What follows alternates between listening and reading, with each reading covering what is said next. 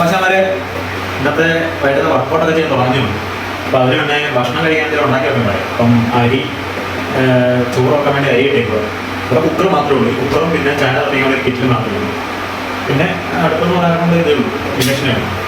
അപ്പോൾ ചോറ് വെക്കാൻ കൊണ്ട് അരിയെ കഴുകിയിട്ടു. വീട്ടിലുള്ള പെണ്ണുങ്ങളൊക്കെ സമ്മതിക്കാൻ പറ്റില്ല. രാവിലെ എണീറ്റ് ബ്രേക്ക്ഫാസ്റ്റ്, പിന്നെ ഉച്ചക്കത്തെ ഭക്ഷണം, പിന്നെ വൈകിട്ടത്തെ അത്താഴം എന്തൊക്കെയാണ് ഉണ്ടാക്കുന്നത് അവർക്ക് കറിയാണ്. 3-4 കൂട്ടം കറികൾ അതൊക്കെ സമ്മതിക്കണം.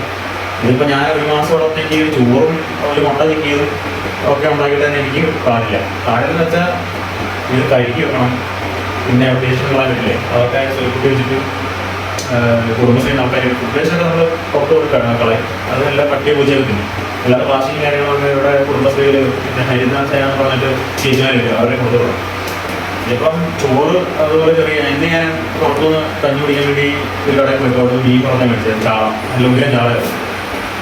അപ്പം അത് ഭക്ഷണം മേടിച്ചിട്ടുണ്ട്. പിന്നെ ചോറ് ഇച്ചിരി ഉപ്പൊക്കെ കാണിച്ച് ഇച്ചിരി വെളിച്ചെണ്ണയൊക്കെ ഒഴിച്ചിട്ടൊക്കെ കഴിക്കും. ഇപ്പോൾ വേണ്ട സമയം കടം അവർ നമ്മളിപ്പം ജോലിക്ക് പോകണമെങ്കിൽ നമ്മൾ ചെയ്യുന്നതിൻ്റെ ഇരട്ടി പണികൾ പ്രതിഫലം ഇല്ലാതെ ചെയ്യും. അവരൊക്കെ വാങ്ങിക്കണം.